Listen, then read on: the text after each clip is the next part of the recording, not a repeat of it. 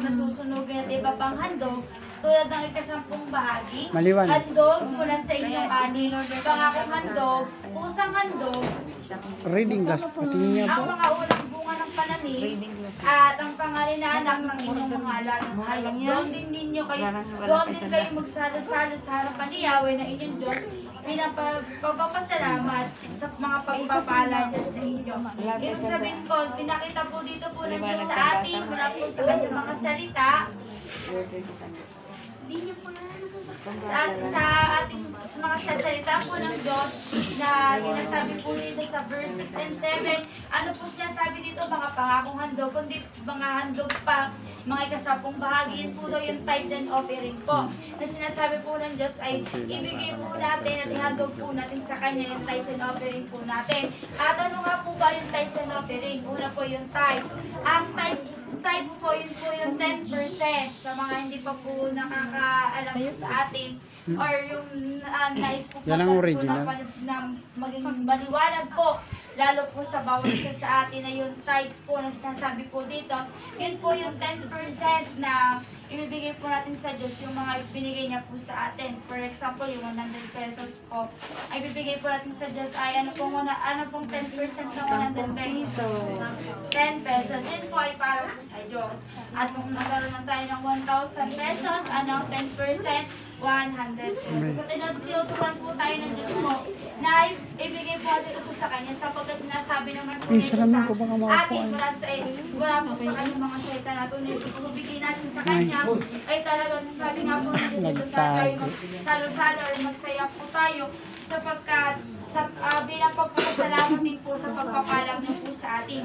Na sinasabi po sa verse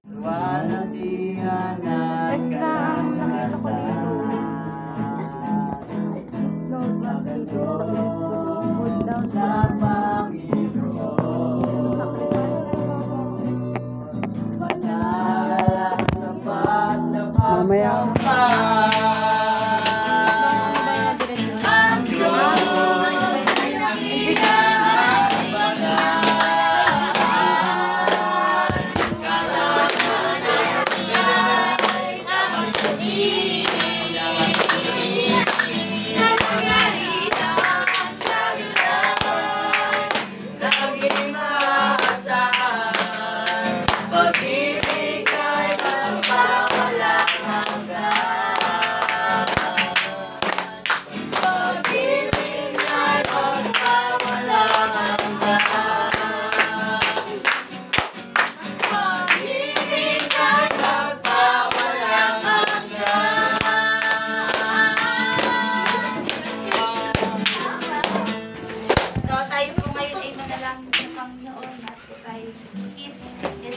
Nagpapasalamat po kami mula sa iyong mga salita sa patuloy na pagtuturo niyo po sa amin.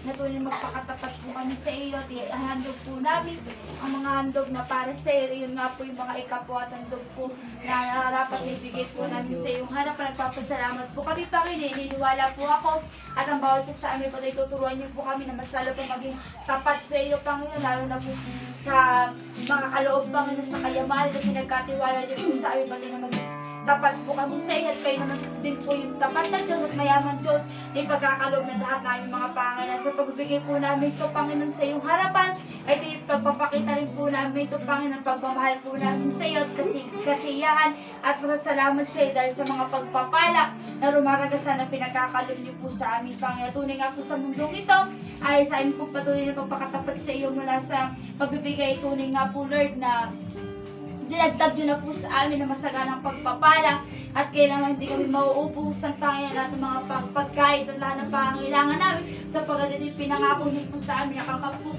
po kami sumunod sa iyo ay rumaragas ang pagpapala, Panginoon, ay nasa sa amin na, Panginoon. Kaya salamat po, kaya lahat ng papuri iniaalay po namin sa pangalan ng Panginoong Jesus. Amen!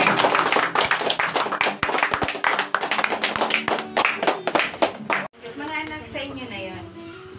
May mga pangalan nila yan. Ayan.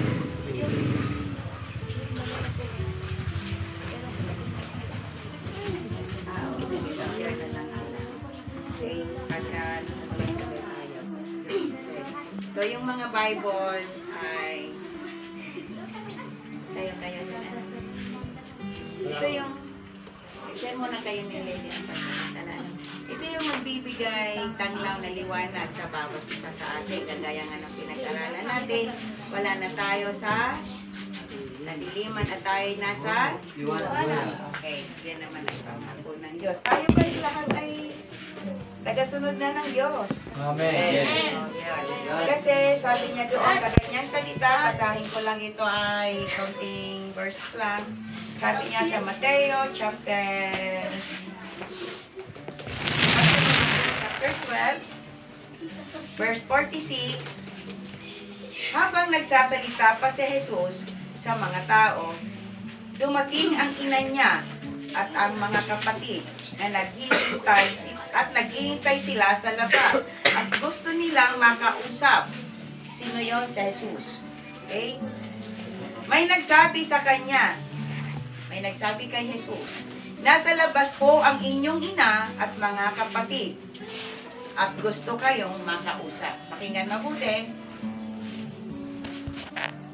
May nagsabi sa kanya sa labas, for example, tayo dito, ang Panginoong Hesus kanina ay nangangaral sa pamamagitan ng kanyang lingkod, si Pastor Romy.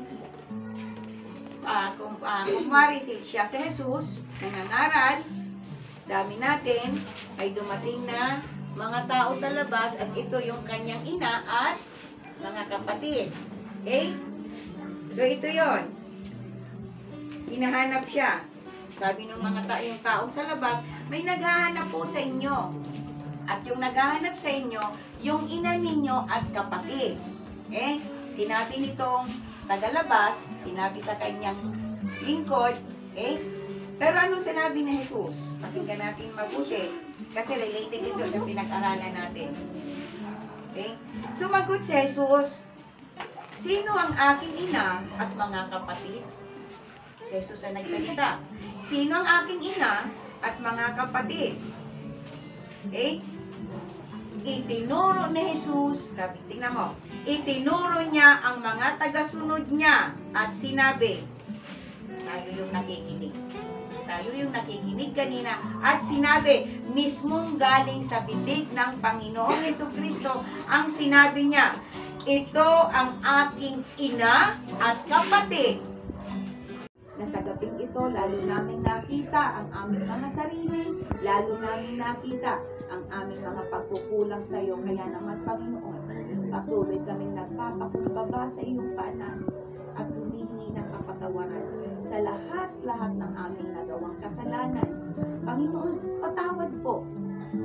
Kung kami hanggang sa mga oras na ito ay nagagalit pa rin, patawad po hanggang sa oras na ito, Panginoon, ay kami nagkakameron pa rin ng sama ng loob. Patawad kami nakakapagsinungaling pa rin. Patawad na mas pinapahalagahan namin ang mga ML kaysa magbasa ng iyong salita. Patawad, Panginoon, na pinapahalaga namin ang mundong ito kaysa sa unahin ka namin sa aming mga buhay.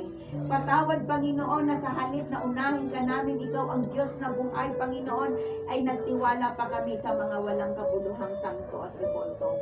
Panginoon, patawad po, O Diyos, na simula sa oras na ito, patuloy kami humingi ng kapatawaran at nangangako na hindi na namin babalikan ang mga nabanggit namin mga kasalanan mula pa kanina sa pag-aaral, O Lord, at ang mga salita na ibinigay niyo, Panginoon, sa pamamagitan ng inyong lingkod. Panginoon, maraming salamat po at kami, O Diyos, ay nangangako na lahat ng sinabi namin kanina, Panginoon, naming mga kasalanan ay hindi na namin ito uulitin, hindi na namin ito babalikan, Panginoon, sapagkat dinala niyo na kami, Panginoon, sa liwanag at ito lamang po ang aming lalakaran at paniniwalaan. Wala kaming ibang papakinggan kundi ang mga salita niyo, Panginoon, na narinig namin sa oras na ito. At ito, O Lord, dalangin namin, O Diyos, na ibaon niyo ito sa aming mga puso ng malalim na malalim. At ito, Panginoon, ay sumibol at mamunga, Panginoon, lumago at mamunga. At Panginoon, Lord God, salamat po na sa pamamagitan ng aming mga buhay, sa pamamagitan ng aming pakikinig ng iyong salita, kami rin po, Panginoon, O Lord, na dinala mo sa liwanag, kami rin po, Panginoon, ay magliliwanag sa aming mga pamilya, sa aming kapatid, mga magulang, Panginoon, maging sa aming mga kaibigan, O Diyos. Lord, tulungan niyo. Lord, Lord, maraming salamat po sa inyong lingkod, Panginoon, na patuloy niyong ginagamit sa aming lahat, O Lord. Salamat na tsinagano siya, kaya Lord God, patuloy siya nagtsatsaga sa amin. Kami rin po, Panginoon, na tsinagano ka, magtsatsaga din po kami, Lord God, sa aming mga kasama, kaibigan, kapag-anak, at sa buhay, Lord God, ng bawat isa sa amin, Panginoon. Lord, salamat po. Salamat po, Diyos, na ang barangay Gumba, Panginoon, ay para sa iyo.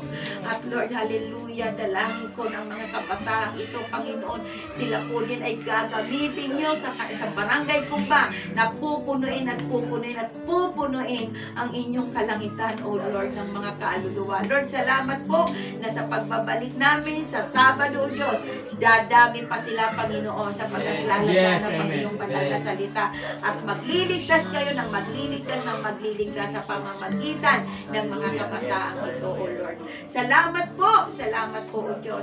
Lord, siyuhan niyo po ang pinakamataas na bakuri parangal pagsamba sa tangi at makapangyarihang pangalan ng Panginoong Jesus. Amen!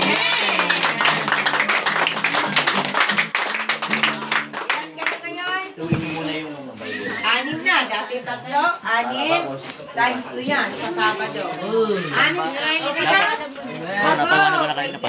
Tawin mo na ulit. Doon na ka mo, sambang-sambang ka highway. Sa highway, dapat nga sa highway. Hallelujah!